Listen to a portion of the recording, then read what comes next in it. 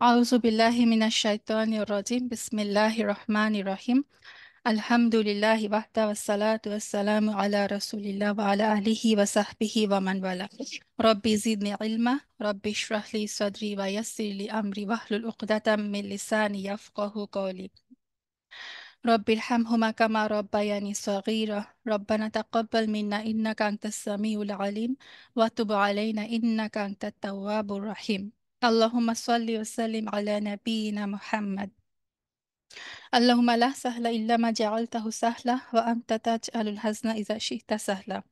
আসসালামু আলাইকুম ওয়া রাহমাতুল্লাহি ওয়া বারাকাতুহু। আলহামদুলিল্লাহ, আলহামদুলিল্লাহ, আল্লাহ আজ্জা ওয়াজাল অনেকদিন পরে আবার আমাদের সবাইকে তৌফিক দিয়েছেন দ্বীনি মজলিসে বসার। সমস্ত প্রশংসা আল্লাহর। আল্লাহর কাছে আমরা দোয়া করি ইখলাসের সাথে আল্লাহ আজ্জা ওয়াজাল যেন আমাদেরকে এই হালাকাটা সম্পন্ন করার তৌফিক দেন এবং আমাদের সবার পক্ষ থেকে যেন এই হালাকাটা আল্লাহ আজ্জা ওয়াজাল নাজাতের উসিলা হিসেবে কবুল করে নেন। আজকে আমাদের হালাকার বিষয়বস্তু হচ্ছে আমল সংরক্ষণের উপায় এবং আমল বিনষ্টের কারণ। আমরা প্রতিনিয়ত আলহামদুলিল্লাহ আলহামদুলিল্লাহ আল্লাহর তৌফিকে অনেক আমল করি। এই যে বাংলাদেশে এখন শীতের সময়ে সকালবেলা কল খুলে মানে যে ঠান্ডা পানি দিয়ে অজু করে যে ফজরের সালাত আমরা আদায় করি, এখানেও কিন্তু অনেক কষ্ট, তাই না? বাংলাদেশে বেশিরভাগ বাসায় কিন্তু মানে গিজারের ব্যবস্থা নাই। সো এই যে সকালবেলা, শীতের সকালবেলা এত কষ্ট করে ঠান্ডা পানি দিয়ে অজু করে আমরা যে সালাতটা আদায় করলাম, আবার দেখা যায় কি ঘন্টা খানেকের মধ্যে, কিছুক্ষণের মধ্যে দেখা যায় আমার এমন একটা কথা আবার এমন একটা কাজ আমরা করে ফেলি, যেটা দিয়ে এই যে এত কষ্ট করে যে আমলটা করলাম নিজের হাতেই আমরা আবার সেই আমলটাকে নষ্ট করে ফেলি। তো আজকে এই কারণে আমাদের হালাকার বিষয়বস্তু হচ্ছে কিভাবে কি কি কারণে আমাদের এই আমলগুলোকে আমরা বরবাদ করে ফেলি এবং কি কি উপায়ে আসলে আমরা আমাদের আমলগুলোকে সংরক্ষণ করতে পারি। এবং এই যে আমরা যে আসলে আমল বাতিল করে ফেলি, এটা কিন্তু আমার কথা না, আল্লাহ আজ্জাওয়াজাল কোরআনে বলে দিয়েছেন। দেখেন সূরা গাশিয়াতে, আউযু বিল্লাহি মিনাশ শাইতানির রাজিম, যে হাল আতাকা হাদিসুল গাশিয়া উজুহুন ইয়াওমা ইযিন খাশিয়া, যে তোমার কাছে কি যে কেয়ামতের বৃত্তান্ত মানে কেয়ামতের খবর পৌঁছায়নি? কেয়ামতের দিন কিছু মুখ থাকবে খাশিয়া মানে একদম অপমানিত, লাঞ্ছিত। আর তাদের অবস্থাটা হচ্ছে কি আমিলাতুন নাসিবা, তারা আমল করতে করতে ক্লান্ত। হ্যাঁ, তারা দুনিয়াতে অনেক আমল করেছে, আমল করতে করতে তাদের চেহারাগুলো দেখে বোঝা যাচ্ছে তারা আমল করতে করতে টায়ার্ড হয়ে গেছে। কিন্তু আল্লাহ বলছেন তাসলা নারন হামিয়া, তারা প্রবেশ করবে উত্তপ্ত আগুনে। তো কারা সেই মানুষ যারা হচ্ছে আমল করতে করতে টায়ার্ড হয়ে গেছে, অথচ আল্লাহ আজ্জা ওয়াজাল বলছেন যে এত আমল করার পরেও তাদের অবস্থানটা হচ্ছে জাহান্নামে। এবং তুসকা মিন আইনিন আনিয়া, তাদের পানীয় হবে সেখানে ফুটন্ত গরম পানি। তার মানে আমরা দেখলাম যে আমি যদি অনেক আমল করিও কোনো গ্যারান্টি নাই যে আমলের কারণে আমি জান্নাতে হব। অনেক সময় আমরা নিজের আমলগুলোকে নষ্ট করে ফেলি এবং অনেক আমল করতে করতে টায়ার্ড হয়ে যাওয়ার পরেও অবস্থান আমার হতে পারে জাহান্নামে। আল্লাহ আজ্জা ওয়াজাল যেন আমাদেরকে জাহান্নামের আগুন থেকে রক্ষা করেন। তো আমরা আমরা সবাই একটা হাদিসের কথা জানি যে সর্বপ্রথম জাহান্নামে নিক্ষিপ্ত হবে তিন ব্যক্তি, এবং এই তিন ব্যক্তির একজন হচ্ছে শহীদ, একজন হচ্ছে আলিম এবং কারি, আরেকজন হচ্ছে দাতা। তো শহীদকে যখন আল্লাহ আজ্জা ওয়া জাল জিজ্ঞেস করবেন যে তুমি কেন শহীদ হয়েছো, আল্লাহ শহীদ ব্যক্তি বলবে যে আল্লাহ তোমার কারণে। আল্লাহ বলবেন যে না, তুমি শহীদ হয়েছো, তুমি যুদ্ধে গিয়েছো এই কারণে যে মানুষ যাতে তোমাকে শহীদ বলে, সে কারণে তোমার উদ্দেশ্য ছিল মানুষ তোমাকে শহীদ বলবে, এটা সে কারণে তোমার এই আমল আমি গ্রহণ করব না, তুমি জাহান্নামে নিক্ষিপ্ত হও। সেকেন্ড হচ্ছে আলিম বা করি, আল্লাহ যখন তাকে জিজ্ঞেস করবে যে তুমি কেন দিন শিক্ষা করেছো, তুমি কেন কোরআনের তেলাওয়াত করতে, সে বলবে আল্লাহ তোমার সন্তুষ্টির জন্য। আল্লাহ বলবে না, তুমি আলিম হয়েছো দুনিয়াতে, তুমি কারি, তুমি কিরাত করেছো, কোরআন পাঠ করেছো, মানুষ যাতে তোমাকে কারি বলে, মানুষ যাতে তোমাকে আলিম বলে, সে কারণে তোমার কোনো আমল আমার কাছে গৃহীত হবে না, তুমি জাহান্নামে নিক্ষিপ্ত হও। এবং থার্ড হচ্ছে দাতা, যে অনেক দান করবে, তারপর আল্লাহ যখন তাকে জিজ্ঞেস করবে তুমি কেন এত দান করেছো, সে বলবে আল্লাহ আমি তোমার রাস্তায় দান করেছি। আল্লাহ বলবে না, তুমি দান করেছো মানুষ যাতে তোমাকে দাতা বলে, সে কারণে তুমি আজকে জাহান্নামে নিক্ষিপ্ত হও। তাহলে দেখেন, দুনিয়াতে আমরা একজন শহীদকে যদি দেখি, আমরা যখন একজন বড় আলেমকে দেখি, একজন অনেক দাতাকে দেখি, তখন আমরা মনে করি যে সে তো জান্নাতি। তার আমল দেখে আমরা মনে করতে পারি সে জান্নাতি। কিন্তু তার আসল যে উদ্দেশ্য কি ছিল, তার যে নিয়ত কি ছিল, সেটা কিন্তু অন্তরের খবর কিন্তু একমাত্র আল্লাহ আজ্জা ওয়া জাল জানেন। সো দুনিয়াতে আমরা কখনো নিজের আমল নিয়ে যেন সন্তুষ্ট না থাকি। একজন স্কলার বলতেন যে মানুষ সেই দিন নিশ্চিন্ত হবে যেদিন সে জান্নাতে প্রথম পাটা রাখবে। এর আগ পর্যন্ত কিন্তু কখনোই আপনি আমি আমাদের আমল নিয়ে নিশ্চিত হতে পারবো না যে আমি এত আমল করছি, আমি এত রোজা রাখছি, আমি এত তাহাজ্জুদ পড়ছি, আমি জান্নাতি হয়ে গেছি। এই গ্যারান্টি কিন্তু আমরা কেউ দিতে পারবো না। কারণ কোন আমলটা যে আমার গৃহীত হচ্ছে, আল্লাহর কাছে কবুল হচ্ছে, আর কোন আমল যে বরবাদ হয়ে যাচ্ছে, সেই কথা কিন্তু আমরা একমাত্র কেয়ামতের দিনে যেয়ে দেখতে পারবো নিজের আমল নামায়।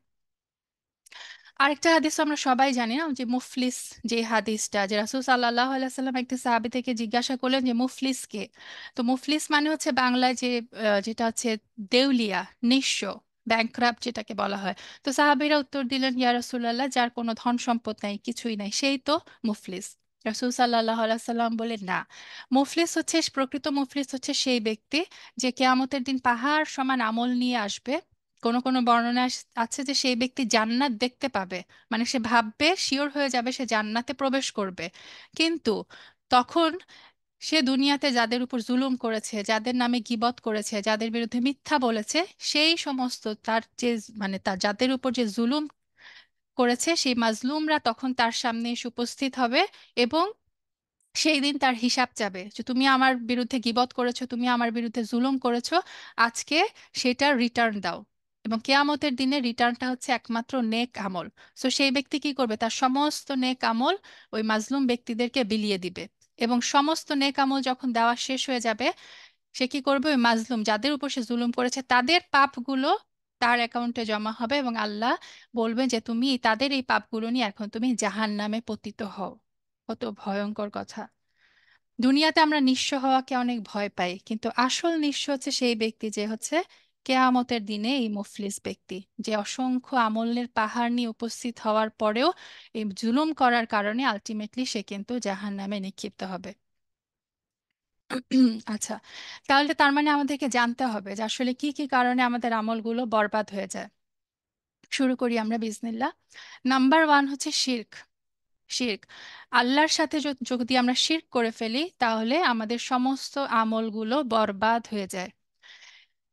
এটা সূরা মুহাম্মাদে আল্লাহ আযজা ওয়া জাল বলছেন যে ইয়া আইয়ুহাল্লাযীনা আমানু আতিউল্লাহ ওয়া আতিউর রাসূল, যে হে ঈমানদাররা, তোমরা আল্লাহর আনুগত্য করো এবং তোমরা রাসূলের আনুগত্য করো।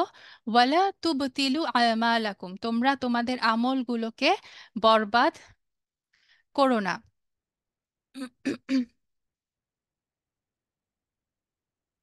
সূরা জুমারে আল্লাহ আযজা ওয়া জাল বলছেন, দেখেন যে আয়াতের লাস্টের টুকু আমি পড়ছি, লা ইন আশরাকতা, এটা রাসূল সাল্লাল্লাহু আলাইহি সাল্লামকে উদ্দেশ্য করে আল্লাহ বলছেন যে লা ইন আশরাকতা, যদি তুমিও শিরক করতে। রাসূল সাল্লাল্লাহু আলাইহি সাল্লামকে আল্লাহ বলছেন যদি তুমিও শিরক করো, লা ইয়াহবাতান্না আমালুকা, তোমার আমলগুলোকে অবশ্যই অবশ্যই আমরা বিনষ্ট করে দিব, মানে তোমার আমলগুলো বিনষ্ট হয়ে যাবে। ওয়ালা তাকুনান্না মিনাল খাসিরিন, এবং তুমি অবশ্যই অবশ্যই ক্ষতিগ্রস্তদের অন্তর্ভুক্ত হবে। তার মানে এখানে আল্লাহ ক্লিয়ারলি বলে দিচ্ছেন যে শিরক যদি করা হয়, এটা রাসূল সাল্লাল্লাহু আলাইহি সাল্লামকে উদ্দেশ্য করে বলা, যে তুমিও যদি শিরক করো, তার মানে এটা আমাদের সবার জন্য, যে আমরা যদি শিরকে লিপ্ত হই, সেটা হোক শিরকুল আসগর আর বা শিরকুল, মানে বড় শিরক, মেজর শিরক, অথবা মাইনর শিরক, যেটাই হোক না কেন, যদি আমরা শিরকে লিপ্ত হই, তাহলে আমাদের সমস্ত আমলগুলো আল্লাহ আজ্জা ওয়া জাল কি করবেন, বিনষ্ট করে দিবেন।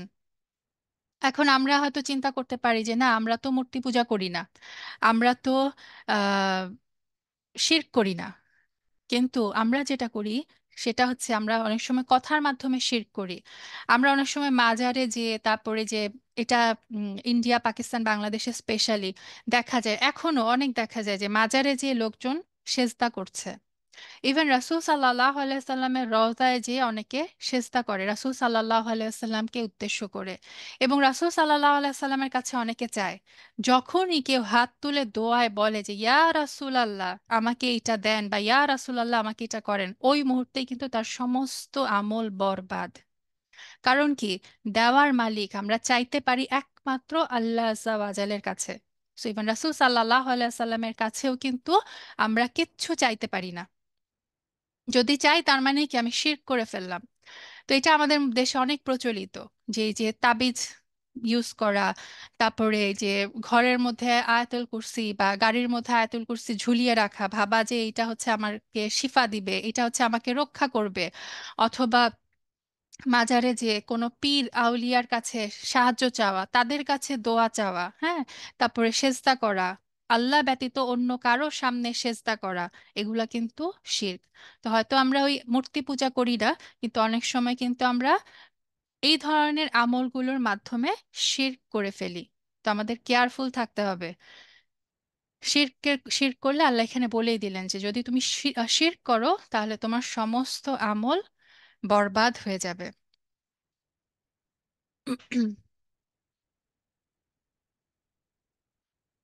আচ্ছা, সূরা কাহাফের এই আয়াতগুলো আমাদের সবার কাছে মানে পরিচিত। আল্লাহ বলছেন যে কুল, তুমি বলো, হাল নুনাব্বিউকুম বিল আখসারিনা আমালা, আমি কি তোমাদেরকে সেই সমস্ত লোকের সংবাদ দিব যারা আসলে ক্ষতিগ্রস্ত। কারা সেই লোক? আল্লাযিনা দাল্লা সাইয়ুহুম ফিল হায়াতিদ দুনিয়া, যারা দুনিয়ার মধ্যে অসংখ্য আমরা যে ওমরায় গেলে হজে গেলে সাই করি। সাই মানে কি? সাই মানে হচ্ছে প্রচেষ্টা। আল্লাহ বলছেন যে যারা এই হায়াতুদ দুনিয়াতে, এই পার্থিব জীবনে তাদের সমস্ত তারা যে চেষ্টা করেছে সেই চেষ্টাগুলো পণ্ড হয়ে গেছে।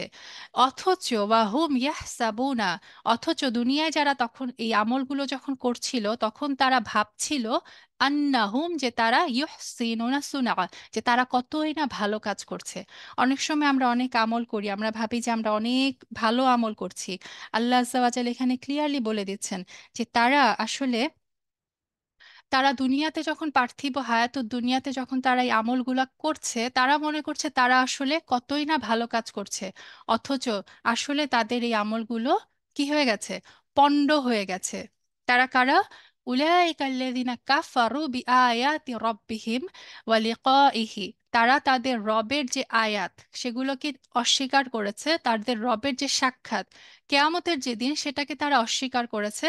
ফাহাবিতাত আমালুহুম, তাদের সমস্ত কাজগুলো সমস্ত আমলগুলো আল্লাহ কি করেছেন? নিষ্ফল করে দিয়েছেন। তারপরে আল্লাহ কি বলছে দেখেন, ফালা নুকিমু লাহুম ইয়াউমাল কিয়ামাতি ওয়াজনা, অতঃপর আমরা তাদের জন্য, এই যে তারা এত আমল নিয়ে উপস্থিত হলো, কেয়ামতের দিনে এই আমলগুলোর কোনো ওজন করা হবে না। আমরা জানি কেয়ামতের দিনে আমাদের আমল কিন্তু গোনা হবে না, ওজন করা হবে, মিজানের পাল্লায় ওজন করা হবে। আল্লাহ ক্লিয়ারলি বলে দিলেন তারা এত আমল করলো, দুনিয়াতে তারা ভাবতো তারা কত ভালো আমল করছে, এই আমলগুলো কেয়ামতের দিনে ওজনের পাল্লায় মাপা হবে না। তার মানে পাহাড় সমান আমল নিয়েও যদি আমি উপস্থিত হই সেদিন, এবং সেই আমলগুলো যদি শিরক মিশ্রিত থাকে, কুফরি মিশ্রিত থাকে, সেই আমলগুলো ওজন মিজানের পাল্লায় ওজন হবে জিরো। সেই আমলগুলো অ্যাকসেপ্টেড হবে না। 2 নাম্বার হচ্ছে কুফরি। 2 নাম্বার হচ্ছে কুফরি। আল্লাহ তাআলা সূরা মাইদার 5 নাম্বার আয়াতে একদম লাস্টের অংশটুকু আমি বলছি। আল্লাহ বলছেন যে ওয়ামাই ইয়াকফুর বিল ঈমান, যে ঈমানের সাথে কুফরি মিশ্রিত করে, ঈমানের পাশাপাশি যে কুফরিও করে, ফাকাদ হাবিতা আমালুহু, তার আমলগুলো তার কাজগুলো নষ্ট হয়ে যাবে। তার মানে এটা আমরা বুঝলাম যে কুফরি যদি কেউ করে তাহলে তার আমলগুলো কি হবে? নষ্ট হয়ে যাবে। এখন আমরা ভাবতে পারি যে না, আমরা তো কুফরি করি না, আমরা ইমানদার, আলহামদুলিল্লাহ যে আমরা ইমানের যে পিলারগুলো, আমরা সেই ইমানের পিলারগুলোতে বিশ্বাস করি। কিন্তু বোনেরা, না শুকরি করাটাও কিন্তু কুফরি। হ্যাঁ, যেমন আল্লাহ আজ্জা ওয়া জাল কোরআনে বলেছেন যে লা ইন শাকারতুম লা আযিদান্নাকুম, যদি তোমরা শুকরিয়া করো আমি তোমাদেরকে আরো বেশি বেশি বাড়িয়ে দিব।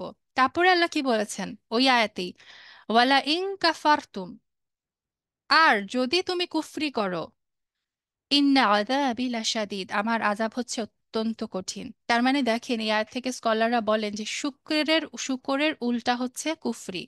তার মানে আমি যদি শুকরিয়া না করি, আমার আমার উপর আল্লাহর যে অসংখ্য নিয়ামত, আমি যদি সেই নিয়ামতের শুকরিয়া না করি তাহলেও কিন্তু আমি কুফরিতে পতিত হয়ে যাব। কারণ এই আয়াত থেকেই বোঝা যায় যে যদি তুমি শুকরিয়া করো তাহলে আমি বাড়িয়ে দিব, আর যদি তুমি কুফরি করো তার মানে শুকরের অপোজিট হচ্ছে কুফর। তো আমরা শুকরিয়া আসলে কিভাবে করি? শুকরিয়া করার দুইটা অ্যাসপেক্ট। একটা হচ্ছে সমস্ত নিয়ামতের জন্য একমাত্র আল্লাহর শুকরিয়া করা। দুনিয়াতে আল্লাহ আজ্জা ওয়াজাল অনেক মানুষ মানে অনেক আসবাব ব্যবহার করেন। ধরেন আল্লাহ তো এসে নিজে আমাকে মানে আল্লাহ কিছু মিনস ইউজ করেন, কোনো একটা মানুষকে হয়তো আপনার হেল্পের জন্য পাঠান। হ্যাঁ, কোনো একটা আপনি কোনো অসুস্থ হলেন, আপনি কোনো ডাক্তারের কাছে গেলেন, আল্লাহ আজ্জা ওয়াজাল হচ্ছে সেই ডাক্তারকে যদি হিকমত দেন, তৌফিক দেন, সেই ডাক্তার আপনার রোগ নির্ণয় করে আপনাকে ওষুধ দিয়ে, মেডিসিন দিয়ে আল্লাহর নিয়ামতে, আল্লাহর উম, ইয়েতেই কিন্তু একমাত্র আপনি ঠিক হতে পারেন। তার মানে এই যে যে কোনো কিছুর জন্য আমার জীবনের ছোট বড় সকল নিয়ামতের জন্য শুক্রিয়া কিন্তু আমার আদায় করতে হবে আল্লাহ আজ্জা ওয়াজালের। হুম, এইটা বিশ্বাস করতে হবে যে সমস্ত নিয়ামত আসে হচ্ছে একমাত্র আল্লাহর কাছ থেকে। এবং যে আসবাবগুলো, যে মানুষগুলো মানে ব্যবহার করলে আল্লাহ আজ্জা ওয়াজাল আমার কাছে সেই নিয়ামতগুলো পৌঁছে দেন, সেই মানুষদেরও আমার শুক্রিয়া করতে হবে তাদের। কারণ এটাও রাসূল সাল্লাল্লাহু আলাইহি সাল্লাম হাদিসে বলেছেন যে যে মানুষের শুক্রিয়া করলো না সে হচ্ছে আল্লাহর শুক্রিয়া করলো না। কিন্তু এই জিনিসটা মাথায় রাখতে হবে যে ডাক্তারের কোনো ক্ষমতা নাই, ওষুধের কোনো ক্ষমতা নেই আমাকে সুস্থ করার। সুস্থতা আসে একমাত্র আল্লাহর কাছ থেকে। তার মানে সমস্ত নিয়ামত একমাত্র আল্লাহর কাছ থেকে আসে, এইটা হচ্ছে আমার অন্তরে দৃঢ় বিশ্বাস রাখতে হবে। আল্লাহর কাছে শুক্রিয়া করতে হবে, আলহামদুলিল্লাহ বলতে হবে সর্বাবস্থা, আলহামদুলিল্লাহ আলা কুল্লি হাল। এবং সেকেন্ড আরেকটা অ্যাসপেক্ট হচ্ছে এই যে আল্লাহ তাআলা আমাকে নিয়ামতগুলো দিলেন, এই নিয়ামতগুলোকে আল্লাহর সন্তুষ্টির পথে ব্যয় করতে হবে। হ্যাঁ, কারণ আমরা দেখলাম যে শুকরের অপোজিট হচ্ছে কুফর। তাহলে এই যে আল্লাহ আমাকে ধরেন চোখের নিয়ামত দিয়েছেন, এখন আমি যদি এই চোখটাকে আল্লাহর অপছন্দের কোনো কাজে ব্যবহার করি, এই চোখ দিয়ে যদি আমি নাটক, সিরিয়াল, মুভি দেখি, তাহলে কি করলাম? আমি এই চোখ দিয়ে কুফরি করলাম। যেহেতু আমি মানে চোখকে আল্লাহর অসন্তুষ্টির কাজে ব্যবহার করলাম, সো এটা দিয়ে চোখ দিয়ে আমার কুফরি হয়ে গেল। আল্লাহ যে আমাকে মুখের নিয়ামত দিয়েছেন, এই মুখ দিয়ে যদি আমি গীবত করি, মিথ্যা বলি, গালি দেই, তাহলে কি হবে? এই মুখ দিয়ে আমি কুফরি করে ফেলছি। আল্লাহ যে আমাকে হাত দিয়েছেন, এই হাত দিয়ে যদি আমি আল্লাহর অপছন্দের কাজ করি, তাহলে এই হাত দিয়ে আমি শুকরের বদলে কিন্তু কুফরি করে ফেলছি। আল্লাহ আযাওয়াজের কোরআনে বলেছেন এ আমালু আলা দাউদা শুকরা, যে দাউদের ফ্যামিলি, দাউদের যে দাউদের যে পরিবার, তারা কি করতো? মানে তোমরা কাজ করো দাউদের পরিবারের মতো, মানে শুকরিয়া আদায় করে। তার মানে এখান থেকে আমরা বুঝি যে হাত দিয়ে কাজ করেও কিন্তু শুকরিয়া আদায় করা যায়। সো সমস্ত নিয়ামতের জন্য আমরা কি করব? শুকরিয়া আদায় করব এবং সমস্ত নিয়ামতগুলোকে আল্লাহর সন্তুষ্টির পথে আমরা ব্যবহার করব। আমল বিনষ্টের 3 নাম্বার কারণ হচ্ছে রিয়া। রিয়া, সূরা মাউনে আল্লাহ তাআলা বলেছেন যে ফাওয়াইলুল লিল মুসাল্লিন, ধ্বংস হোক সেই সমস্ত মুসল্লিরা, সেই সমস্ত সালাত আদায়কারীরা। কারা? আল্লাযীনা হুম আন সালাতিহিম সাহুন, যারা তাদের সালাত সম্পর্কে উদাসীন, এবং আল্লাযীনা হুম ইউরাউন, এবং যারা কি ইউরাউন, রিয়া করে, যারা লোক দেখানোর জন্য সালাত আদায় করে। রিয়া হচ্ছে এত ভয়ঙ্কর একটা অপরাধ, রাসূল সাল্লাল্লাহু আলাইহি সাল্লাম বলেছেন যে আমি আমার উম্মতের জন্য সবচেয়ে বেশি যে জিনিসটা ভয় পাই সেটা হচ্ছে শিরকুল আসগার। তো সাহাবীরা যখন জিজ্ঞেস করলেন ইয়া রাসূলুল্লাহ শিরকুল আসগার কি, রাসূল সাল্লাল্লাহু আলাইহি সাল্লাম বললেন এটা হচ্ছে রিয়া। কেয়ামতের দিনে যখন সমস্ত মানুষের আমল নামার হিসাব নেওয়া হবে, তখন আল্লাহ আজ্জা ওয়াজাল যে সমস্ত ব্যক্তিরা রিয়া করত তাদেরকে বলবেন যে তোমরা দুনিয়ায় যাদেরকে দেখানোর জন্য আমলগুলো করেছিলে তাদের কাছে যেয়ে এই আমলের প্রতিদান চাও। হ্যাঁ, কারণ যে আমলটুকু আল্লাহর জন্য করা হয়নি, মানুষকে দেখানোর জন্য করা হয়েছিল, সেই আমলের প্রতিদান কিন্তু আল্লাহ আজ্জা ওয়াজাল দিবেন না। ধরেন আপনি সালাত পড়ছেন, এমন সময় রুমে কেউ ঢুকলো যেখানে আপনি 3 তাসবিহ দিয়ে হয়তো রুকুতে 3 বার সুবহান রব্বিল আযীম বলছিলেন, কেউ ঢোকার পরে হয়তো 3 বারের জায়গায় আপনি 5 বার বললেন।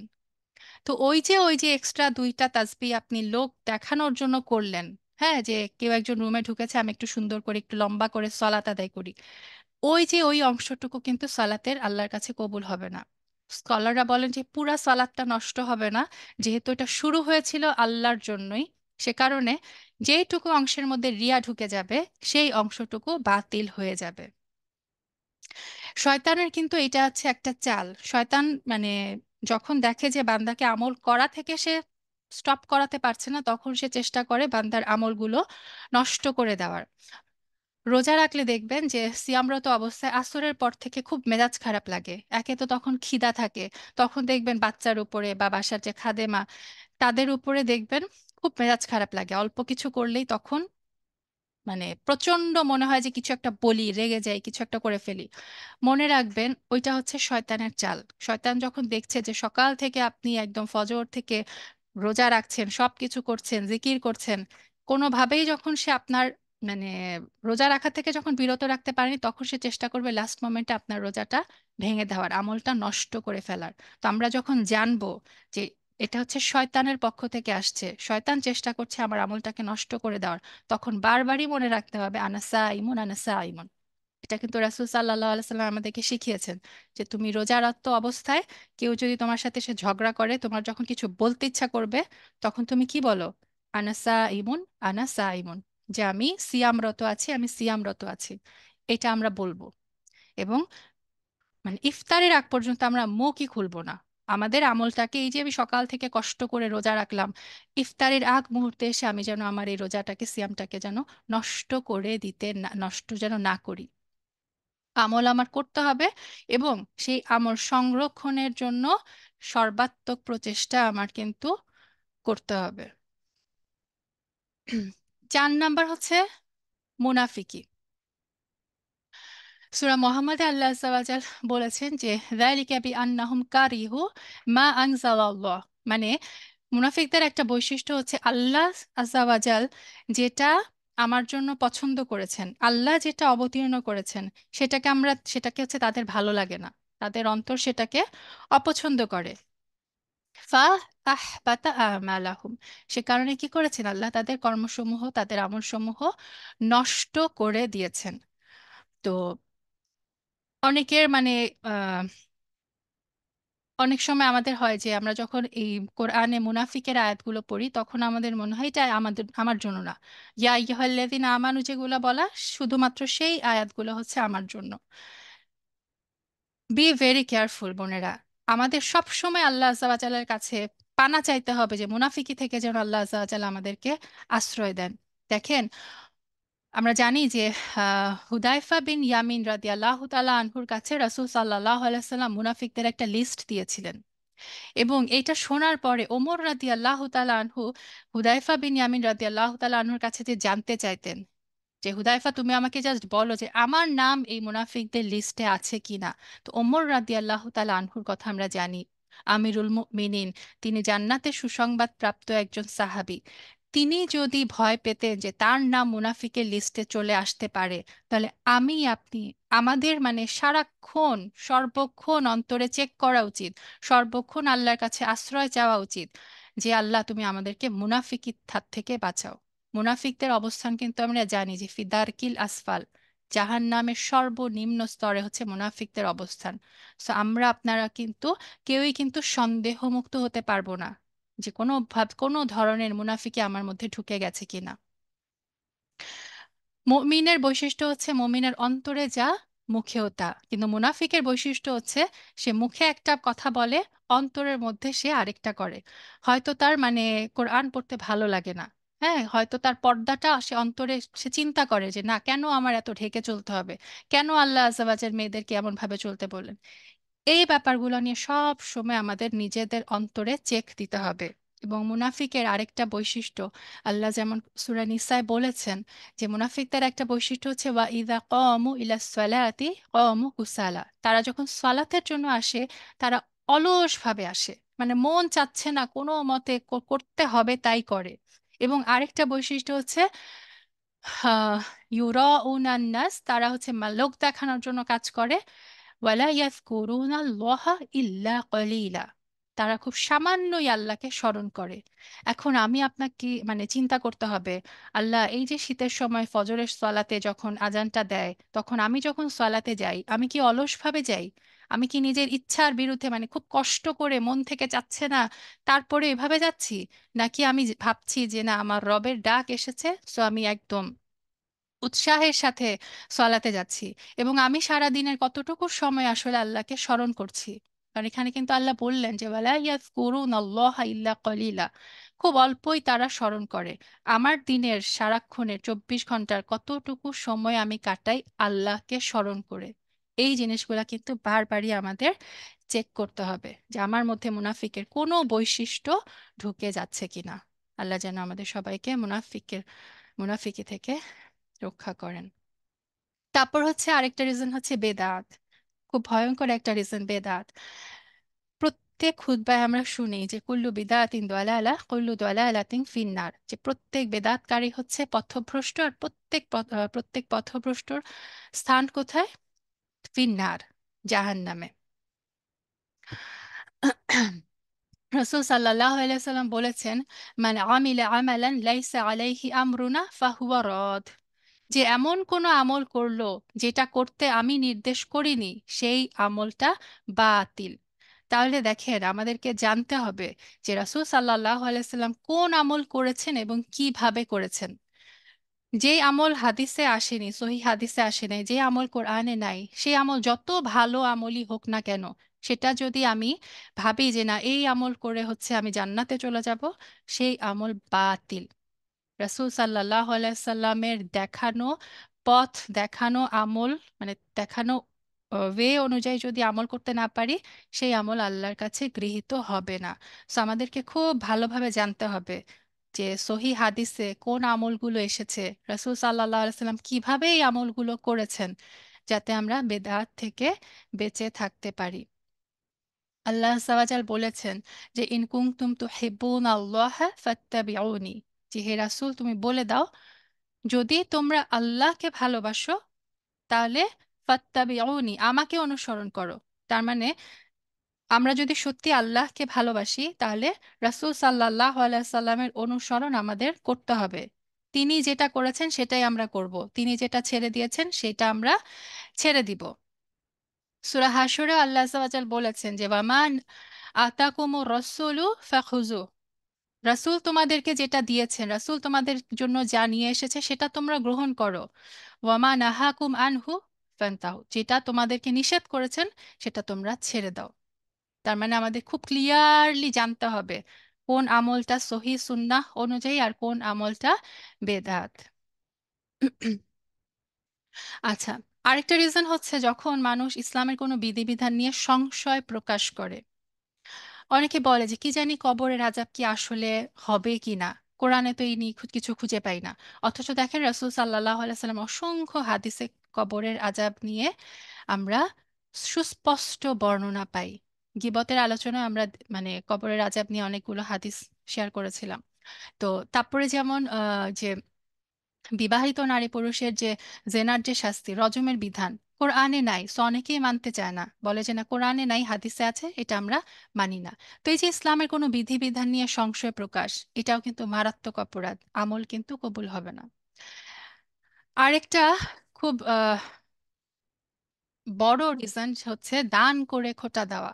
সূরা বাকারায় আল্লাহ আযজা ওয়া জাল বলে দিয়েছেন, ইয়া আইয়ুহাল্লাযিনা আমানু, হে ঈমানদাররা, লা তুবতিলু সাদাকাতিকুম, তোমরা তোমাদের সদাকাগুলোকে, দানগুলোকে নষ্ট করে দিও না, বিল মান্নি ওয়াল আযা, খোটা দিয়ে এবং কষ্ট দিয়ে। এটা আমরা অনেক সময় করে ফেলি, মানে না জেনে শুনে বুঝেও করে ফেলি, যে কাউকে কিছু একটা দান করার পরে আমরা সেই জিনিসটা নিয়ে কিন্তু খোঁচা দিই যে আমি তোমার জন্য এত কিছু করলাম অথচ তুমি রিটার্নে আমার জন্য কি করলা। এই কথাটা যখনই আমি বললাম, আমার সেই দান, আমার সেই সদাকা বাতিল, বাতিল বরবাদ করে দিলাম আমি আমার নিজের সেই সদাকাটা। দেখেন আল্লাহ কোরআনে বলে দিলেন যে তোমরা তোমাদের সদাকাগুলোকে নষ্ট করে দিও না, বাতিল করে দিও না, খোঁটা দিয়ে এবং কষ্ট দিয়ে। আমার এক ওস্তাদা বলেন যে ওনাকে একবার প্রশ্ন করেছিল যে আমাদের বাসায় যে হেল্পিং হ্যান্ডরা, খাদেমাদেরকে কি আমরা জাকাত দিতে পারি? উনি উত্তর দিয়েছিলেন হ্যাঁ দিতে পারেন, কিন্তু প্লিজ দিয়েন না। কারণ হেল্পিং হ্যান্ডকে জাকাত দেওয়ার পরে আপনার মাথায় থাকবে যে আমি ওকে এত টাকা দিলাম, তারপরেও এতদিন কামাই করলো, তারপরেও আমার জন্য আমি এটা করতে বললাম করলো না। তখন কি করবেন? তখন আপনি নিজে থেকে কিন্তু বলে ফেলবেন যে আমি তোর জন্য এটা করলাম ওইটা করলাম, তুই এর বিনিময়ে আমাকে কি দিলি। সেই মুহূর্তে আপনার জাকাতটা বরবাদ হয়ে গেল। সো এমন কাউকে জাকাত দেন যাকে আপনি আর খোটা দেওয়ার জন্য খুঁজেও পাবেন না। তো এটা কিন্তু চিন্তার বিষয় যে আমরা এই ব্যাপারে কেয়ারফুল থাকবো। যে আমরা দান করে কখনো সেই দান নিয়ে আমরা খোটা দিব না। দান করে খোটা দিলাম মানে হচ্ছে আমি আসলে ওই ব্যক্তির উপরে একটা মানে আহ কি বলে এটা আল্লাহর জন্য আসলে দেওয়া হলো না। আল্লাহর জন্য যদি আমি কিছু সত্যি দেই তার মানে আমি প্রতিদান আশা করব একমাত্র আল্লাহর কাছে। সূরা ইনসানেও কিন্তু আল্লাহ আযজা ওয়া জাল বলেছেন যে ইন্নামা নুতঈমুকুম লিওয়াজহিল্লাহ, আমরা তোমাদেরকে খাওয়াই কার জন্য? লিওয়াজহিল্লাহ, একমাত্র আল্লাহর সন্তুষ্টির জন্য।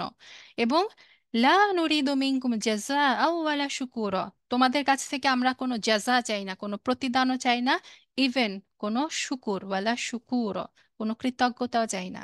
সো আমি যদি প্রকৃত আসলেই সত্যি সত্যি শুধুমাত্র আমরা বলি যে আমরা আল্লাহর জন্য দিয়েছি, আল্লাহর রাস্তায় দান করেছি, আল্লাহর সন্তুষ্টির জন্য দিয়েছি, তাহলে মনে রাখবেন যাকে আমি দান করছি, হ্যাঁ, তার কাছ থেকে আমি ইভেন থ্যাঙ্কসটাও আশা করব না। আমি আশা করব একমাত্র আল্লাহর কাছে যে কেয়ামতের দিন ইনশাআল্লাহ ইনশাআল্লাহ আল্লাহ এটা আমার প্রতিদান দিবেন। সো দান করে খোটা দেওয়া থেকে অবশ্যই আমাদের কেয়ারফুল থাকতে হবে, এটা যেন আমরা না করি। আরেকটা হচ্ছে আসরের সলাহ ছেড়ে দেওয়া। আসরের সালাত ছেড়ে দেওয়া, বুখারীর হাদিসে এসেছে যে যার আসরের সালাত চলে গেল তার সব কিছুই বরবাদ হয়ে গেল।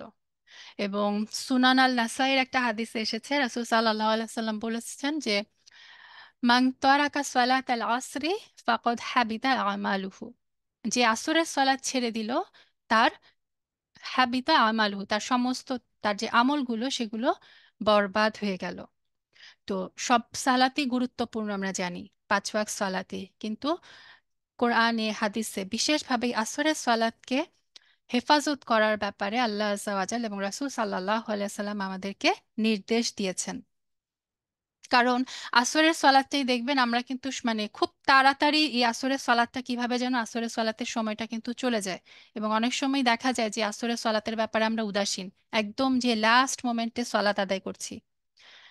অথচ কোরআনেও আল্লাহ কি বলেছেন যে তোমরা এই সলাতুল উস্তা, যে মধ্যবর্তী সলাত, এইটার হেফাজত করো। সো আসরের সলাতের ব্যাপারে আমরা স্পেশালি কেয়ারফুল থাকব। কখন ওয়াক্ত হচ্ছে, ওয়াক্তের মানে আউয়াল ওয়াক্তে ইনশাআল্লাহ ইনশাআল্লাহ আমরা আসরের সলাতটা আদায় করার চেষ্টা করব। সব সলাতে স্পেশালি আসরের সলাতের ব্যাপারে আলাদা করে এভাবে হাদিস এসেছে। আচ্ছা, তারপর হচ্ছে যে মুসলিমের সম্মান নষ্ট করে, বুখারীর হাদিসে এসেছে যে যে কোনো মুসলিম ব্যক্তির সম্মান নষ্ট করে আল্লাহ এবং ফেরেশতা তাদের উপর লানত করে এবং তার সমস্ত আমল হচ্ছে নষ্ট হয়ে যায়, তার কোনো আমল গৃহীত হবে না। আরেকটা রিজন হচ্ছে 10 নম্বর রিজন হচ্ছে গণকের কাছে যাওয়া। এটা আমরা সবাই জানি যে যে ব্যক্তি কোনো সুদসের কোনো গণকের কাছে ভাগ্য গণনার জন্য যায় 40 দিন পর্যন্ত তার কোনো ইবাদত কবুল হবে না। 11 নম্বর রিজন হচ্ছে অ্যালকোহল বা নেশা জাতীয় দ্রব্য গ্রহণ করা। এখন আমরা জানি যে শরীয়তে আমাদের বিধান হচ্ছে যেই জিনিসটা শরীরের জন্য ক্ষতিকর সেই জিনিসটা গ্রহণ করাই কিন্তু আমাদের জন্য হারাম।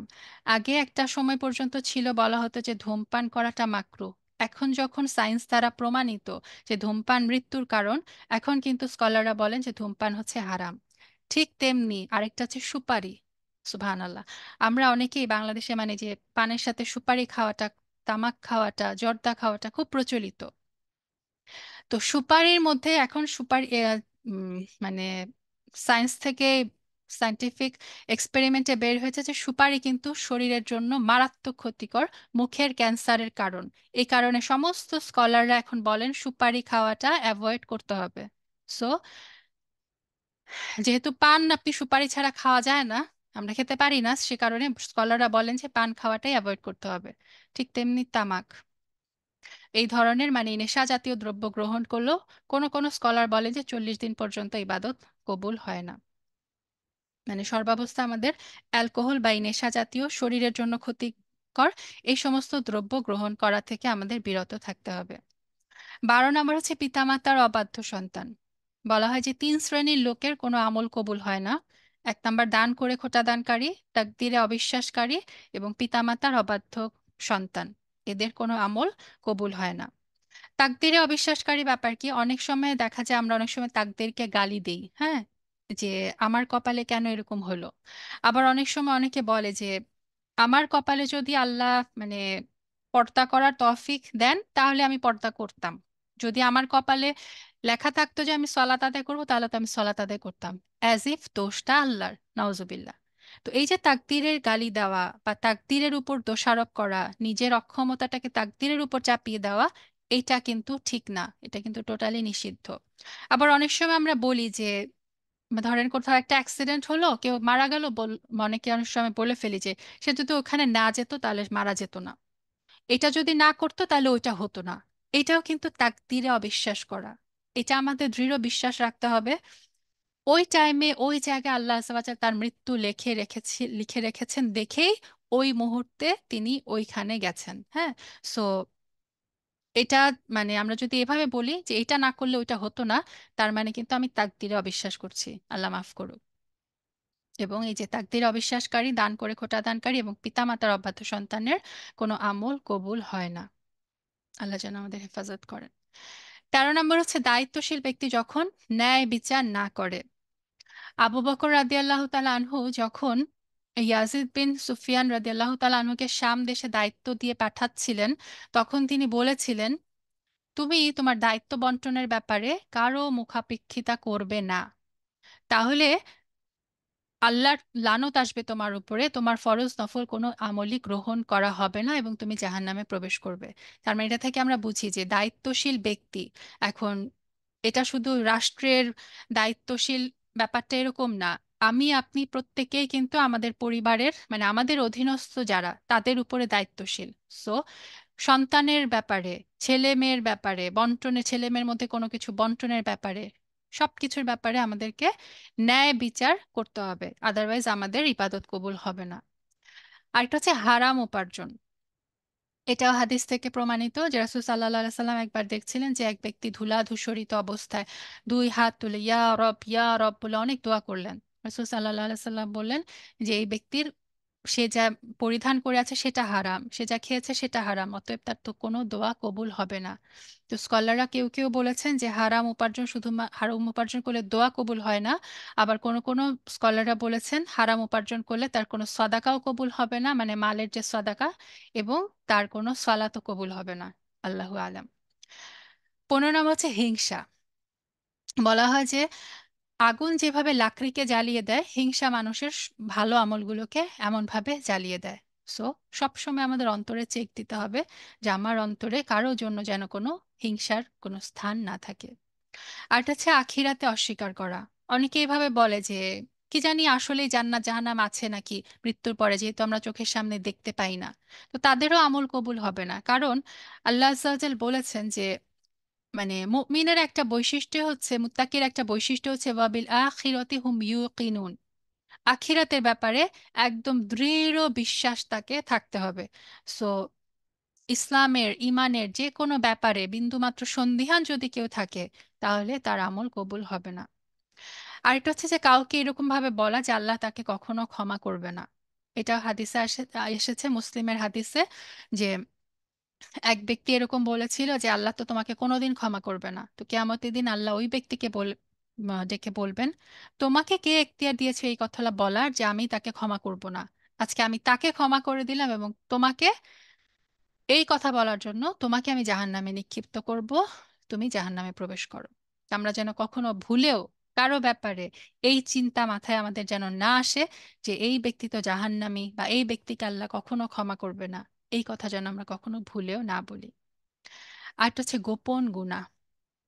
গোপন গুনাহ, রাসূল সাল্লাল্লাহু আলাইহি সাল্লাম আহ, একবার বলেছিলেন যে আমি আমার উম্মত থেকে এমন কিছু মানুষকে জানি যারা কিয়ামতের দিনে তিহামা পাহাড়ের সমান ভালো কাজ নিয়ে উপস্থিত হবে, অথচ আল্লাহ আযজা ওয়া জাল তাদের এই কর্মকে কি করবেন, ধুলায় ধূসরিত করে দিবেন।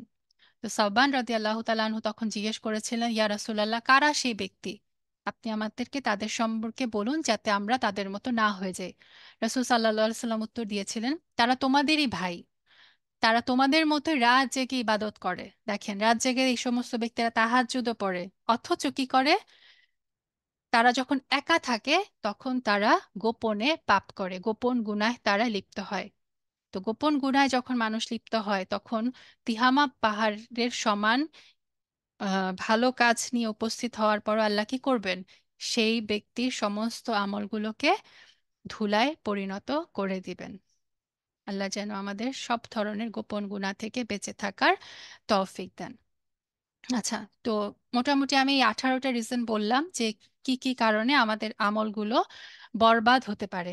এখন আমরা একটু শর্টে বলি যে কিভাবে আসলে মানে এটা থেকে বাঁচার উপায় কি, কিভাবে আমরা আমাদের আমলগুলোকে সংরক্ষণ করব। নাম্বার ওয়ান হচ্ছে জ্ঞান অর্জন করা। দুনিয়াবি যে কোনো কাজ করতে গেলে কিন্তু আমরা জ্ঞান অর্জন করি। সামান্য রান্নাটাও যখন আমরা করতে যাই আমরা কি করি, কারো কাছে রেসিপিটা শুনি যে কিভাবে কিভাবে কি করব। কিন্তু আখিরাতের আমলের ব্যাপারে দেখা যায় আমাদের কিন্তু অনেক গাফিলতি। আখিরাতের আমল করার আগে কিন্তু জ্ঞান অর্জনের যে গুরুত্ব সেটা কিন্তু অনেক সময়ই আমাদের মধ্যে এই যে মানে এই জ্ঞান অর্জনের যে গুরুত্ব এটা কিন্তু অনেক সময় আমরা বুঝি না। সব সময় যে কোনো আমল করার আগে আমাদেরকে জানতে হবে সেটা কোনটা সঠিক, কোনটা সহি, কোনটা বেদাত, যেন আমরা ভুল থেকে বেঁচে থাকতে পারি। So, সর্বপ্রথম হচ্ছে জ্ঞান অর্জন করা। নাম্বার টু হচ্ছে যে কোনো আমল করার পরে কবুলের দোয়া করা, কবুলিয়াতের দোয়া করা। এটাও আমরা কোরআন থেকেই পাই যে ইব্রাহিম আলাইসাল্লাম যখন ইসমাইল আলাইসাল্লামকে নিয়ে কাবার ভিত্তিপ্রস্তর স্থাপন করছিলেন, তারপর তিনি কি বলেছিলেন? রব্বানা তাকাব্বাল মিন্না, হে আমাদের রব, আপনি আমাদের কাছ থেকে তাকাব্বাল কবুল করেন।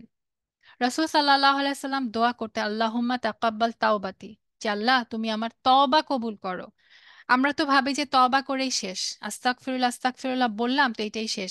এই তওবা কবুল করার জন্য যে দোয়া করতে হয় এটাও হয়তো আমরা অনেকে জানি না। সো যে কোনো আমল যখন আমরা করব, যে কোনো একটা ভালো কাজ করার তৌফিক যখন আল্লাহ আজ্জা ওয়া জাল আমাদেরকে দিবেন, তারপরে আমলটা করার পরে সব সময় আমরা কি করব? সেই আমল কবুলের জন্য আল্লাহর কাছে দোয়া করব যে আল্লাহ তুমি আমার এই আমলটুকুকে কবুল করে নাও। কারণ যতই আমল করি বোনেরা, আলটিমেটলি আল্লাহ যদি কবুল না করেন তাহলে কিন্তু সেই আমল কিয়ামতের দিনে আমার কোনো কাজে আসবে না। 3 নাম্বার হচ্ছে ইখলাস। সূরা বাইয়িনাতে আল্লাহ আযজা ওয়া জাল বলে দিয়েছেন যে মানে আল্লাহর একমাত্র আদেশ কি, ওয়ামা উমিরু ইল্লা লিয়াবুদুল্লাহা মুখলিসিনা লাহুদ্দিন হুনাফা। মানে আল্লাহর ইবাদত করার জন্য আল্লাহ নির্দেশ দিয়েছেন কিভাবে? মুখলিস ভাবে, ইখলাসের সাথে। ইখলাস মানে কি? একমাত্র আল্লাহর সন্তুষ্টির জন্য, লাহুদ্দিন হুনাফা, এবং খাঁটি মনে আনুগত্যের সাথে একনিষ্ঠভাবে তারা আল্লাহর ইবাদত করবে। এটা হচ্ছে আল্লাহর কাছ থেকে মানে একমাত্র নির্দেশ। তো আমরা আল্লাহর ইবাদত করব এবং সেই ইবাদত করতে হবে ইখলাসের সাথে। মানে আমাদের একটা ব্যাপার হচ্ছে আমাদের অন্তরে আল্লাহর প্রতি ভয়, আশা, ভালোবাসা, এই 3টা জিনিস সব সময় থাকতে হবে যে কোনো আমল করার আগেও। যে আল্লাহ আমি আমলটা ঠিকমতো করতে পারবো তো?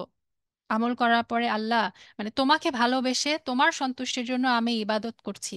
আল্লাহ আমি আশা করি আমার এই ইবাদতটুকু তুমি কবুল করে নিবা। এটা যে কোনো কাজে মুসলিমের মনে সব সময় এই 3টা কম্পোনেন্ট আল্লাহর জন্য থাকতে হয়: ভয়, আশা, ভালোবাসা। তারপরে যখন আল্লাহ আজ্জা ওয়া জাল একটা আমল করার তৌফিক দেন তখন সেই আমলটা করতে হবে। আমল করার সময় 2টা জিনিস মাথায় রাখতে হবে। নাম্বার ওয়ান হচ্ছে নিয়ত। নিয়ত হবে একমাত্র এই যে মুখলিস, একমাত্র আল্লাহর জন্য।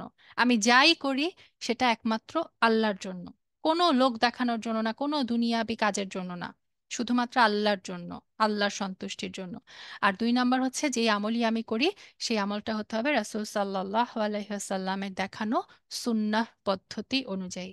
তাহলে নিয়ত এবং রাসূলের সুন্নাহ, এই 2টা যখন আমার আমলের মধ্যে থাকবে তখন ইনশাল্লাহ সেই আমলগুলো আল্লাহ আজ্জা ওয়া জাল কবুল করবেন। 4 নাম্বার হচ্ছে যে কোনো আমলের ক্ষেত্রে সবর বা লেগে থাকা। আল্লাহর কাছে সবচেয়ে প্রিয় আমল হচ্ছে সেই আমল যেটা মানুষ রেগুলার করে। ছোট হলেও যে আমলটা মানুষ রেগুলার করে। আমি একদিন 12 রাকাত তাহাজ্জুদ পড়লাম, তারপরে এক সপ্তাহ আর কোনো খবর নাই। এটার চেয়ে আল্লাহর কাছে প্রিয় হচ্ছে যদি প্রতিদিন অ্যাটলিস্ট আমি 2 রাকাত তাহাজ্জুদও পড়ি। তার মানে এটা আমরা চেষ্টা করব যে আমার জন্য সহজ এইরকম আমল যেটা আমি প্রতিদিন করতে পারি সেই আমলটুকু কন্টিনিউ করা। হ্যাঁ, যে প্রতিদিন আমি আমার জন্য হয়তো 1 পাতা কোরআন পড়া সহজ, কারোর জন্য হয়তো এক রুকু পড়া সহজ, যে যে যার যার লেভেল অনুযায়ী। কিন্তু সেই কাজটা রেগুলার করা, এইটা আমাদের চেষ্টা করতে হবে। তিনটা জায়গায় সবর লাগে: কোনো কিছু করার জন্য, কোনো কিছু ছাড়ার জন্য, এবং বিপদের সময়। এই তিনটা জায়গা কিন্তু সবরের সবচেয়ে বেশি দরকার। সো কোনো একটা আমল আপনি রেগুলার করবেন, আপনি কোরআনের কোনো একটা সূরা মুখস্থ করবেন, একটা আয়াত আপনাকে 10 বার, 20 বার, 30 বার, 50 বার পড়তে হবে। সবর লাগে। হ্যাঁ, ইলম শিখতে সবর লাগে। নেক কাজ করার জন্য সবর লাগে। কোনো একটা কাজ আপনি রেগুলার করবেন, প্রচন্ড সবরের দরকার হয়। সবর না থাকলে কেউ ইলমি কাফেলায় লেগে থাকতে পারে না। যে কোনো একটা কোর্সে যখন আমরা ঢুকি, প্রথমেই দেখা যায় কি, যখন বলা হয় এটা 1 বছরের কোর্স, 2 বছরের কোর্স, প্রথমেই 50% মানুষ ঝরে যায় যে আরে বাপরে বাপ, 2 বছর ধরে আমি একটা কোর্সে লেগে থাকবো। যখনই কেউ শুনে না এটা শর্ট কোর্স, 15 দিনের ক্র্যাশ কোর্স, তখন দেখবেন অনেক মানুষ ওই ব্যাপারে আগ্রহী হয়। কারণ আমাদের সবর কম। যে কোনো ব্যাপারে আমাদের সবর খুব কম। সো আমল সংরক্ষণের জন্য, আমল করার জন্য এটা খুব ইম্পর্টেন্ট ব্যাপার। সবর, লেগে থাকা, আল্লাহর কাছে বারবার সাহায্য চাওয়া, যে আল্লাহ তুমি আমাকে সবর দাও, আল্লাহ তুমি আমাকে ধৈর্য দাও এই কাজটা শেষ করার, সম্পন্ন করার। সবর দাও। ঠিক তেমনি আপনি কোনো একটা গুনাহ ছেড়ে দিবেন, অনেক প্রিয় কাজ, সেই কাজটা আল্লাহর সন্তুষ্টির জন্য ছেড়ে দিব, সেটার জন্য সবর লাগে। সেটার জন্য আল্লাহর কাছে দোয়া করতে হয় যে আল্লাহ, আমার জন্য কঠিন হয়ে যাচ্ছে এই কাজটা ছাড়া, কিন্তু তুমি যদি পছন্দ করো তো তোমার পছন্দের জন্য আমি এই কাজটা ছাড়তে চাই। সো আল্লাহ তুমি আমাকে সাহায্য করো। সো যে কোনো গুনাহ ছাড়তেও কিন্তু সবর লাগে। আর বিপদে তো সবর লাগে, আমরা জানি। আল্লাহ যেন আমাদের সবাইকে সবর দেন। 5 নাম্বার হচ্ছে অন্তর চেক করা। সব সময় আমার অন্তরটাকে চেক করতে হবে যে আমার অন্তর আসলে কিসের সাথে কানেক্টেড, কি আমার ভালো লাগে, কোন কাজটা করতে আমার অন্তরটা, মানে কোন দিকে অন্তরটা ঝুঁকে আছে। সব সময় যে তাজকিয়াতুন নাফস বলে একটা ব্যাপার আছে। কারণ কালব সালিম, ইব্রাহিম আলাইহিসসালাম বলেছেন, কোরআনে আমরা পড়ি যে কেয়ামতের দিন কোন জিনিসটা কাজে লাগবে, ইল্লামান আতাল্লাহ বিকলবিন সালিম, যে একটা কাল্ব সালিম নিয়ে উপস্থিত হবে। কাল্ব সালিম মানে কি, যেটা সুস্থ অন্তর, যেটার মধ্যে কোনো ঘৃণা নাই, অহংকার নাই, কোনো রাগ নাই, বিদ্বেষ নাই, যে অন্তরটা পিওর, যে অন্তরটা সালিম, যে অন্তরটা সুস্থ। তো আমার অন্তর কি আসলে কাল্ব সালিম? এটা প্রতিনিয়ত আমার অন্তরকে চেক করতে হবে। আমার অন্তর কি সন্দেহ মুক্ত? আমার অন্তর কি অহংকার মুক্ত? আমার অন্তরে আল্লাহর জন্য কতটুকু তাকওয়া আছে? আমার অন্তরে কতটুকু আল্লাহর প্রতি তাওয়াক্কুল আছে? প্রতিনিয়ত আমাদের এটা চেক করতে হবে। মুসলিমের হাদিসে রাসূল সাল্লাল্লাহু আলাইহি সাল্লাম বলেছেন যে ইন্নাল্লাহা লা ইয়ানজুরু ইলা সুওয়ারিকুম ওয়া আমওয়ালিকুম, যে আল্লাহ তোমার চেহারা, তোমার যে সুয়ার মানে তোমার যে চেহারা, সেটার দিকে তাকাবেন না। ওয়া আমওয়ালুকুম, আল্লাহ তোমার ধন সম্পদের দিকে তাকাবেন না। ওয়ালাকিন ইয়ানজুরু, কিন্তু আল্লাহ কি কি দেখবেন, ইলা কুলুবিকুম ওয়া আমালিকুম, আল্লাহ দেখবেন শুধু তোমার অন্তর, আল্লাহ দেখবেন শুধু তোমার আমল।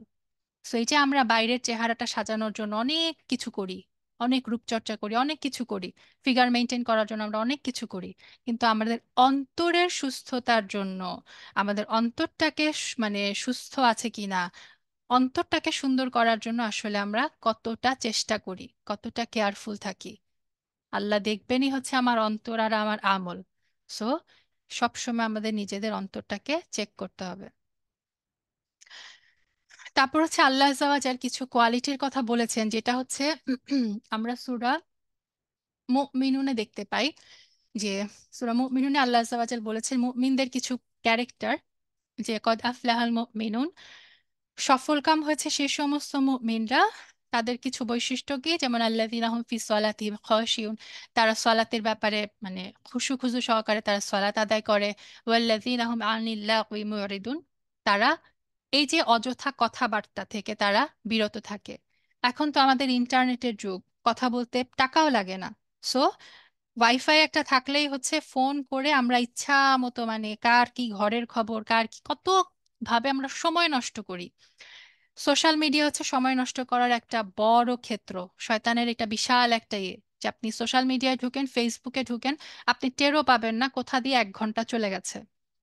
সো এই যে আমরা সময় নষ্ট করি, আমরা অসার কথাবার্তা থেকে যে আমরা লেগে থাকি, আল্লাহ আযজা ওয়া জাল বলেছেন যে মুমিন হচ্ছে সব, তারা হচ্ছে সফল কাম যারা এই সমস্ত অসার কর্মকাণ্ড, অযথা কথাবার্তা, অযথায় যে সময় নষ্ট, এগুলা থেকে হচ্ছে তারা বিরত থাকে। সামনে রমাদান আসছে, সো আমাদের কিন্তু এই জিনিসটার ব্যাপারে বিশেষভাবে খেয়াল রাখতে হবে।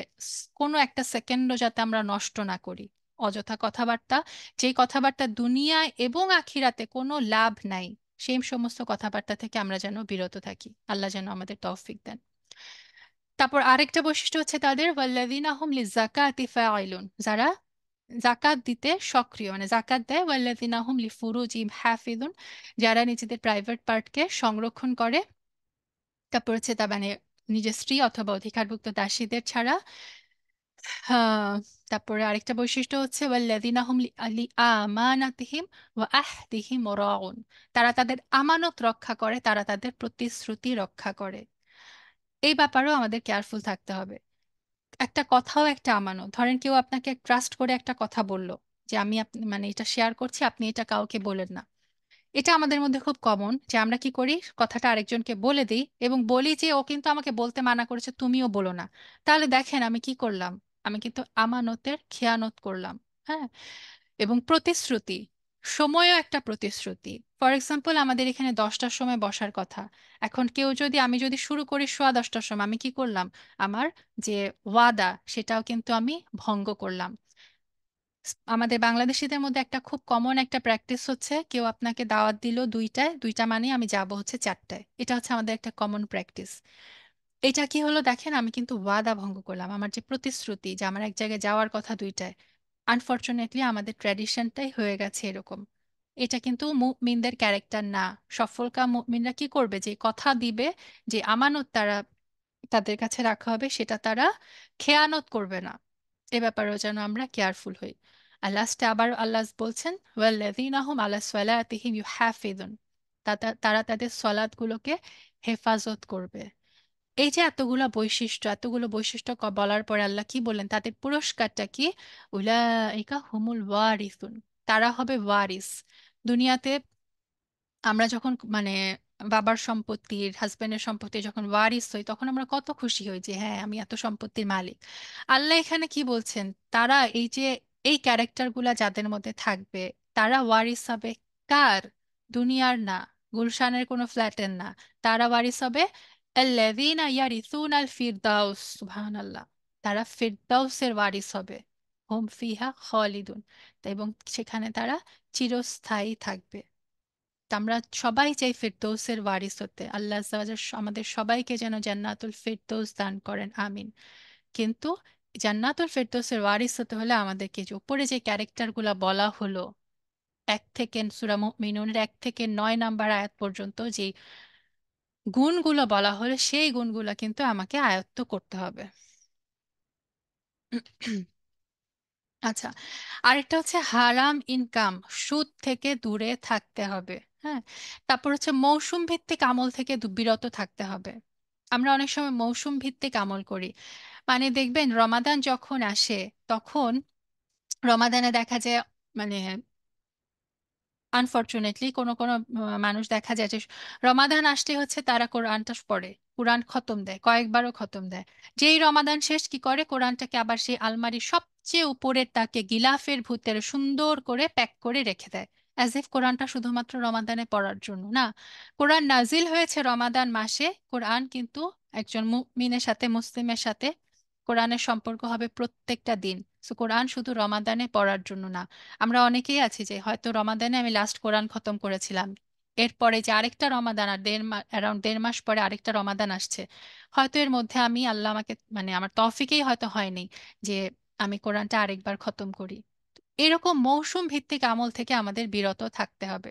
রমাদানে আমরা সবাই আলহামদুলিল্লাহ তারাবি পড়ি, অনেক দোয়া করি, কিন্তু দেখা যায় কি অনেক সময় ঈদের দিনের ফজর সলাতের জন্যই হয়তো আমরা অনেক সময় উঠি না। তো এইটা হচ্ছে মৌসুম ভিত্তিক ইবাদত। রমাদানটা হচ্ছে আমাদের জন্য একটা ট্রেনিং পিরিয়ড। রমাদানে অবশ্যই আমরা সমস্ত ইবাদত বেশি বেশি করব। রমাদান আল্লাহর স্পেশাল রহমত থাকে, শয়তানকে চেইন দিয়ে বাঁধা, শিকলবদ্ধ থাকে। সে কারণে রমাদানে কিন্তু কি আমরা ইবাদত আলহামদুলিল্লাহ আলহামদুলিল্লাহ অনেক বেশি ইবাদত করার তৌফিক আল্লাহ আজ্জা ওয়া জাল্লা আমাদেরকে দেন। কিন্তু তার মানে এই না যে রমাদান শেষ তো আমার ওই মৌসুমে ইবাদতও শেষ। রমাদানের যে ট্রেনিং পিরিয়ড, রমাদানে যে আমরা ইবাদতটুকু করি, বাকি সারা বছর কিন্তু সেই ইবাদতগুলো আমাদেরকে চালিয়ে যেতে হবে। হয়তো আমরা রমাদানের মতো এত বেশি ইবাদত করতে পারবো না, কিন্তু একটু হলেও, এই যে আমি মানে 8 রাকাত বলি আর 20 রাকাত বলি যে তারাবি পড়লাম, তো বাকি বছর কি আমি অ্যাটলিস্ট 2 রাকাত এক্সট্রা নফল সালাত এশার পরে পড়তে পারি না, তাহাজ্জুদের নিয়তে? রমাদানে হয়তো আমি একবার কোরআন খতম করলাম, বাকি পুরা বছর জুড়ে কি আমি 3 মাস ধরেও, এক মাসে কি আমি অ্যাটলিস্ট 10 পারা করে কোরআন কি আমি খতম করতে পারবো না? অবশ্যই পারবো। আমাদেরকে এটা মানে এই চেষ্টাটা চালিয়ে যেতে হবে। আরেকটা ব্যাপার হচ্ছে, সবসময় আমাদের ভালো কাজে নিয়ত করতে হবে। হ্যাঁ, একদম খাস নিয়ত। নিয়তের বরকতে আমাদের ধর্মটা এত সুন্দর। আল্লাহ আজ্জা ওয়া জাল কি করেন যে, একটা ব্যক্তি যখন একদম খালেস অন্তরে নিয়ত করে এবং সর্বাত্মক চেষ্টা করে সেই কাজটা করার, ওই কাজটা যদি সে কমপ্লিট করতে নাও পারে, আল্লাহ আজ্জা ওয়া জাল তাকে কিন্তু সেই কাজের সওয়াব দিয়ে দেন। সো এই যে আসছে সামনে রমাদান, রমাদানকে মানে টার্গেট করে আমরা অনেকগুলা কাজে নিয়ত করে ফেলবো যে হ্যাঁ আল্লাহ, এই রমাদানে আমি, রমাদানের প্রিপারেশন ইনশাল্লাহ আমাদের সামনে আসবে। তো এটা জাস্ট আমি এক্সাম্পল দিচ্ছি একটা, যে যে কোনো ভালো কাজের নিয়ত আমরা পাক্কা করে ফেলবো, সর্বাত্মক চেষ্টা করব এবং দৃঢ় বিশ্বাস রাখবো, এরপরেও যদি আমি কাজটা মানে কমপ্লিট করতে না পারি, আল্লাহ আমাকে ওই কাজের পূর্ণ সওয়াব দিয়ে দিবেন ইনশাল্লাহ, ইনশাল্লাহ। তারপর হচ্ছে আমল গোপন রাখা। হ্যাঁ, আমল গোপন রাখার একটা বিশাল মানে সুবিধা হচ্ছে রিয়া থেকে বেঁচে থাকা যায়। আমি যেমন চাই না যে আমার খারাপ যে দিকগুলা সেগুলো আপনাদের সামনে প্রকাশিত হয়ে যাক, ঠিক তেমনি আমাকে এই চেষ্টাও করতে হবে আমি যে আমলটুকু করি সে আমলটুকু সবার কাছে গোপন রাখা। সালাফদের মধ্যে এমনও অনেকে ছিলেন যারা মানে তাদের ফ্যামিলি জানতো না যে তারা যে সিয়াম রাখছে। এরকম অনেকের বর্ণনা আছে যে তারা সকালবেলা নাস্তাটা নিয়ে বের হয়ে যেত, তারপরে সেটা যে বাইরে কাউকে দিয়ে দিত, আবার এসে ইফতারের সময় সন্ধ্যায় এসে নাস্তা করতো, তার ফ্যামিলি টেরও পেত না তিনি যে রোজারত অবস্থায় আছেন। তার মানে মানে কেমন ভাবে তারা আমল করতেন যে ফ্যামিলির লোকজন যারা আপনার সাথে সারাক্ষণ থাকে তারাও, তাদের কাছেও তারা আমলগুলাকে কি সুন্দরভাবে গোপন করতে পারতো। হ্যাঁ, তো আমার আপনার প্রত্যেকের আমি রিকোয়েস্ট করব, এমন কোনো গোপন আমল, এমন কোনো গোপন দান যেন আমাদের প্রত্যেকের থাকে যেটা আপনি এবং আল্লাহ ছাড়া আর কেউ জানে না, যেটা সাক্ষী একমাত্র আল্লাহ, যে আল্লাহ আমি একমাত্র তোমার জন্য এই কাজটুকু করলাম, এই কাজটুকু শুধুমাত্র তুমি জানো আর আমি জানি। আমাদের প্রত্যেকের লাইফে এমন কোনো আমল, এমন কোনো গোপন আমল, এমন কোনো গোপন সাদাকা যেন থাকে। আরেকটা হচ্ছে খারাপ কাজের জন্য বেশি বেশি ইস্তেগফার করা। ভালো কাজের জন্য আমরা কোনো ভালো কাজ করতে পারলে যেমন সাথে সাথে শুকরিয়া করব, নিজের খারাপ কাজগুলা চিন্তা করে করে আমরা সবসময় বেশি বেশি ইস্তেগফার করব। আমল কবুল হওয়ার কিছু সাইনের মাধ্যমে আমি শেষ করি। আমল কবুল হওয়ার কিছু সাইন স্কলার এভাবে বলেছেন যে ভালো কাজের প্রতি আগ্রহ বাড়বে। হ্যাঁ, ভালো কাজের আপনি যখন একটা কাজ করছেন, সেই কাজটা যদি মানে রমাদান কবুল হয়েছে কি না আল্লাহর কাছে, এটার একটা সাইন হচ্ছে রমাদানের পরেও আপনি সেই কাজগুলা করার তৌফিক পাবেন। অটলতা থাকবে যে এই কাজটা আমার করতেই হবে। আমি কোরআন এভাবে পড়ি, so আমি প্রতিদিন এক পাতা কোরআন না পড়লে আপনার মানে খারাপ লাগবে। হ্যাঁ, এবং বেশি বেশি আরো ভালো কাজ করার তৌফিক দিবেন।